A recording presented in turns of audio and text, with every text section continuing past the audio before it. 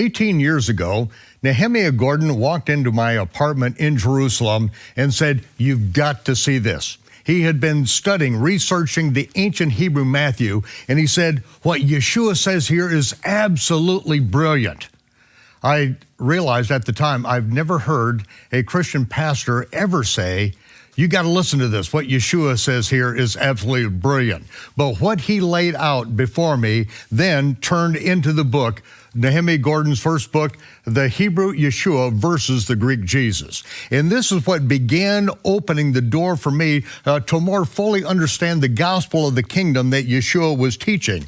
And without his research into the Hebrew Matthew and his input into the chronological gospels, I could never have produced the chronological gospels. I'd been working on these things for 38 years at the time, but there were key elements that were missing that were absolutely essential.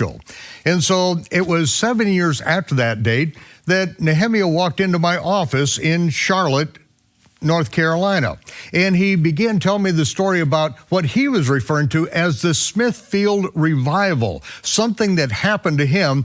And this was just before Shavuot, and that turned into what became the Open Door series, a prayer to our Father, which is the first in this series that was done at Shavuot that year. And then at Yom Teruah, proclaim the name, and then finally, at Hanukkah that year, stand against the ban. And that's when we joined Nehemiah Gordon in standing against the ban, against the name, a ban that the rabbis put in place. And what became of that is over 1,000 ancient Hebrew manuscripts with the name, with all the vowel pointings. And ladies and gentlemen, we have Nehemiah back here again. 7 years later, this is after we've done several things. Ladies and gentlemen, Nehemiah Gordon. Nehemiah, it's great to have you here. So, Mike, it's great to be back here.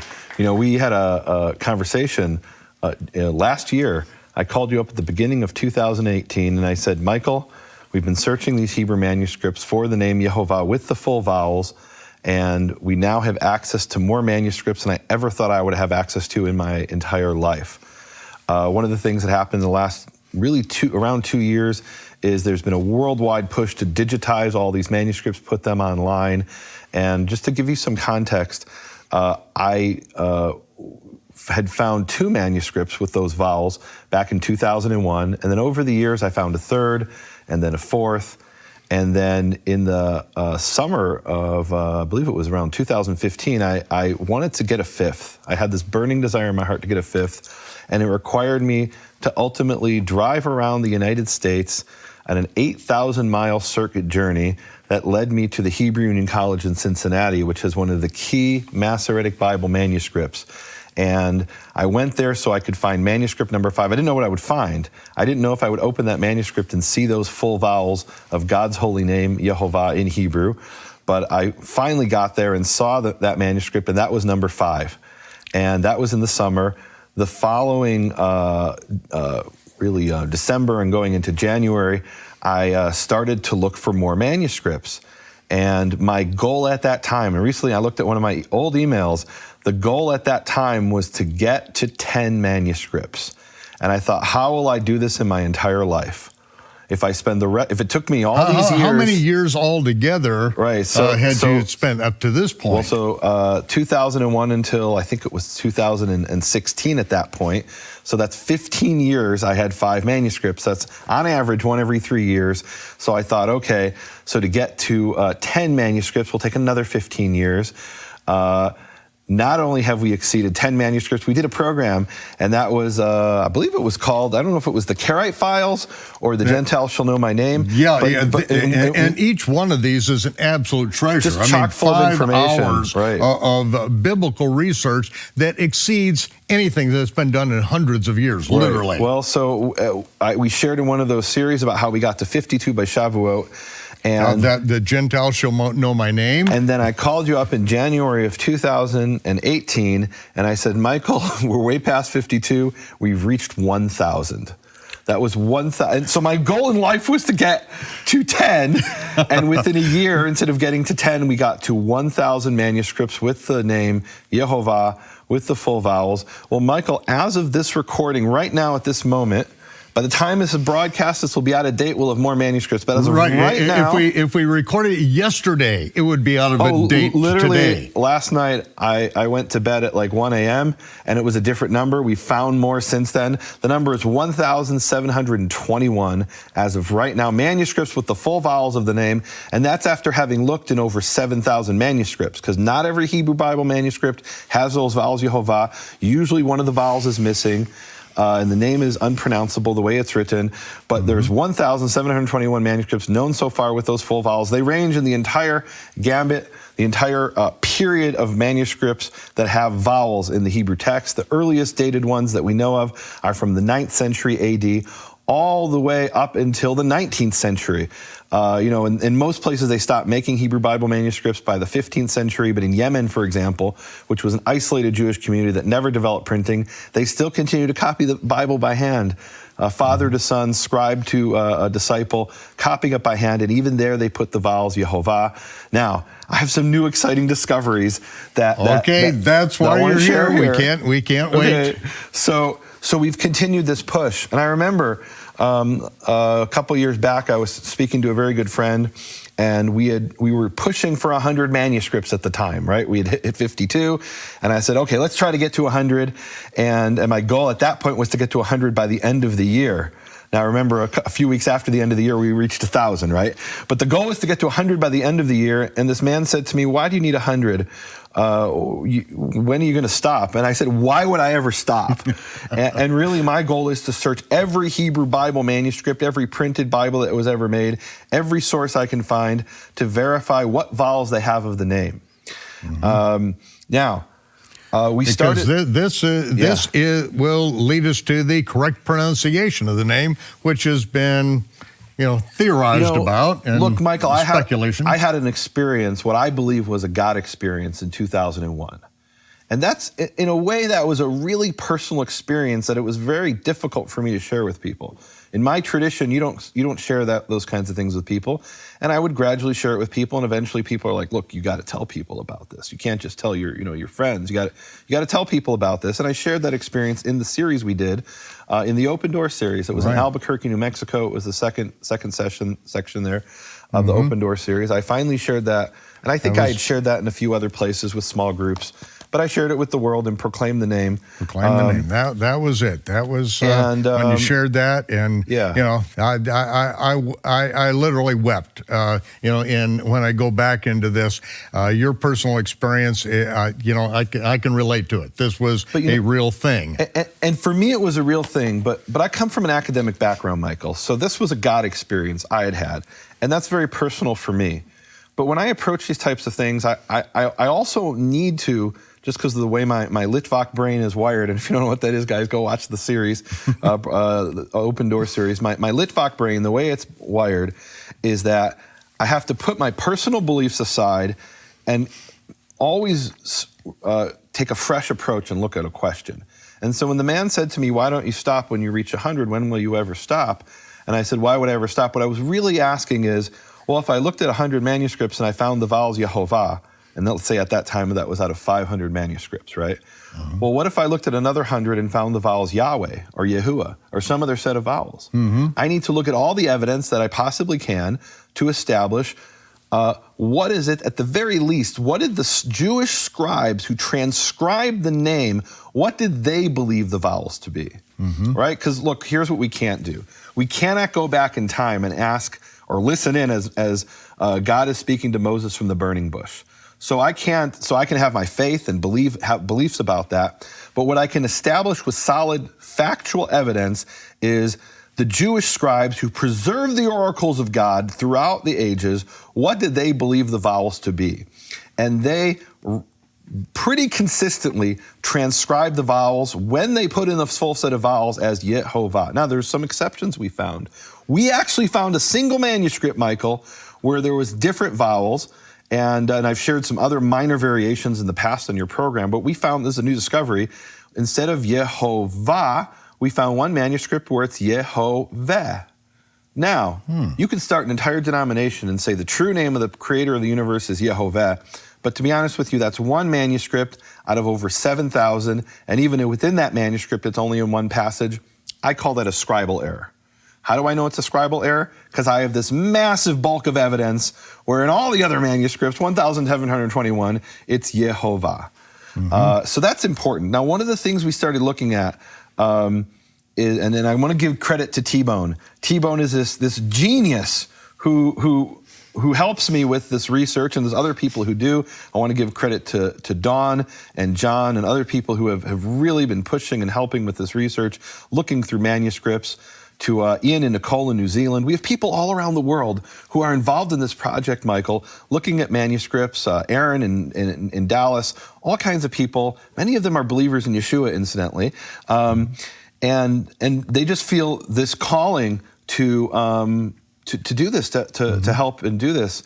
And so I want to give credit to T-Bone because one of the things he's really... Yeah, no, he won't even receive it because that's why you call him a T-Bone, because you're not even allowed to say his real name. Well, he's a very humble person, and he truly is an incredible... But without him, I mean, this is thousands of manuscripts So I can, and I'm a very analytical reader, so when I sit down to examine a manuscript, I'm looking at every word and every jot and every tittle. And so for me to get through a 900-page manuscript, that's the course of my entire career. We literally, guys... I don't know if we should be telling people this, but we were sitting at your kitchen table, Michael, and we asked T-Bone, we had him on speakerphone, he said, T-Bone, we're doing this research. I can't actually share what it's about because it's exciting stuff. Right. But it will be revealed in due time. Okay. But he said, T-Bone, we need an answer to this. This is and I think it was something like a 360-something page manuscript. And I said, T-Bone, can you go through and check for this one little, almost like a jot and tittle. It was this one little symbol that could appear anywhere on the page, and we're having the conversation the next morning at breakfast, and you're like, do you think he's going to be done by the deadline? I said, oh, no, you don't understand. He's done. He stayed up till 3:30 in the morning and went through a 360-plus page manuscript and looked at every jot and tittle, and he found this thing that we were looking for. And now we can actually begin to have a definitive answer to certain questions that in the past it was like, good luck with that, right? Get a team of PhDs and professors, and they still would spend their entire career. And T-Bone went through and found this thing in one night. So one of the things he's pushing for, and I really want to give him credit, is he's coming from a very similar perspective as you, Michael. And he says, Nehemiah, you're looking at the Tanakh. I also want to look at the New Testament. T-Bone says, I have this burning desire to find the name of Yehovah in the New Testament if it's there. And so he was with me over the summer in Israel, and we start to look at these manuscripts, which we had discovered in these catalogs, but to actually be able to see them, it's not so simple. So we're sitting in the basement of the National Library of Israel, and we start pulling manuscript after manuscript. And I want to just share a little taste of what we found. Can I do that? Please do. Okay. I have to tell you, folks, before this, this is going to take us a while. In the hot tub, it was like 4 hours in the hot tub. At breakfast this morning, it was more than 2 hours. You're only going to get a little bit of this, but I'm going to have you at Passover this year. There is just so much that you've got in some of these Greek manuscripts.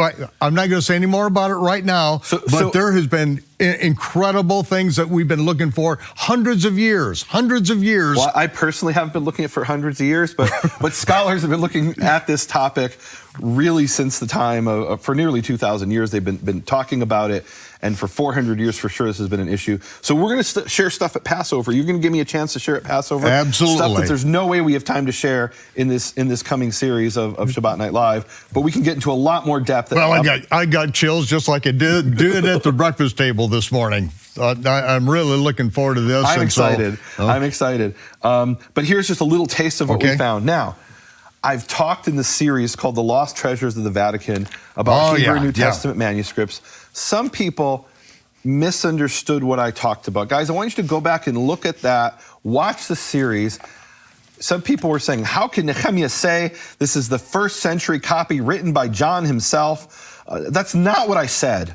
This was a 17th century manuscript copied from an earlier manuscript, which in turn was presumably copied from an earlier manuscript. Is it a translation from some other language or a Hebrew original? These are exciting vistas of research that are still open and need to be investigated. For example, I won't even go into it. You have incredible things there that I've learned since I did that series with you, Michael. For example, you have confusion between Sere and Segol and Kamatz and Patach, which is a characteristic of something called the Palestino-Tiberian vocalization. I mean, there's some exciting things in this manuscript that from the Vatican, which is really needs to be researched seriously by scholars. I've only just touched the surface because I'm doing so many other things. But here's one of the documents we know 100% without a question was translated, and we know what language it was translated from. Okay, so this is a manuscript that's never been shown before to the public. You would have to go to the National Library of Israel in the basement, and there you can see it in black and white, or you could go to Uppsala, which I want to say is in Sweden, Uppsala University, and there they have a unique manuscript. And I got there, wrote to them and contacted them and got them to produce for me a color photograph, which we're showing here for the first time. Okay, this is so it. This is a color photograph of a manuscript of the Gospel of Matthew in Hebrew, and we know for a fact it was translated. We know what it was translated from and by whom. So this is not a Hebrew original, but this is a translation into Hebrew, but we can still learn some incredible things from this manuscript about the translator and about the Jews of this period, and I think even about the Gospels. So it says Matthew chapter 3, translated by a man named Johann Kemper. Now, Johann Kemper of Uppsala, Sweden, he was not born Johann Kemper. He was born Moshe of Krakow. He was a Jew who converted to Lutheranism, moved to Sweden from Poland, and decided, I want to bring my Jewish brothers along into this faith. And in order to do that, I need to translate the Gospels into Hebrew. He was not a Greek expert, so he translated the Gospels from Syriac. Syriac is a dialect of Aramaic. The Pshita, you know about it well, Michael. And he could read that because he was an educated Jewish rabbi. And any educated Jewish rabbi, or even not rabbi, any really educated Jew should be able to read Aramaic fluently. It's part of the culture of the Jewish people. And so he read this in Aramaic, translated it into Hebrew from the Aramaic. And here we have in Matthew chapter 3, verse 3, translated from the Syriac into Hebrew. And it's talking about John, and it says, Hine hu ze asher mimenu niba Yeshayahu. This is the one concerning which Isaiah the prophet prophesied. Kol koreh bamidbar, a voice crying out in the wilderness, Penu derech, make straight the way. And there it says in the Hebrew, Yehovah, Yud He Vav He. Now, we know he translated it from Syriac, but he also knows the verse in the Tanakh, the origin in Isaiah. And so for his Jewish audience, who's the target audience here, he says, if I want the Jews to understand this, I can't put in Lord. I have to, for it to be authentic, I have to put in Yud He Vav He. Now, he doesn't put vowels in his text. However, on the opposite page of each page of the translation of Moshe of Krakow, he puts the Latin. And in the Latin, he writes Yehovah. Now, in English, people call that Jehovah, but in the Latin, it's actually pronounced Yehovah, and later Latin, it would be Yehovah. The point here, here's a really key point for me, Michael, and I know we're running out of time, but we might have to come back to this in the second half. So I'm not saying that Moshe of Krakow had a manuscript from the first century. That's not the case at all. We know he translated it from Syriac, but when he wrote it for his Jewish audience, he knew he had to write Yehovah, because if he wrote anything else, the Jewish audience would say, well, that's not authentic. Well, that's not the name of the God of Israel. We know the name of the God of Israel, and it's Yehovah. And if you write Yahweh, and he could have written Yahweh, this is the 18th century, 1710 approximately. Yahweh was well established. If he had written Yahweh, he would have been laughed out of Krakow. He would have been laughed out of Uppsala by every Jew around. He had to write Yehovah because that was known to the Jews as the true pronunciation of the name. And so I think, even though we know this is translated from the Aramaic, that this is powerful evidence of what the Jews in this period knew for centuries.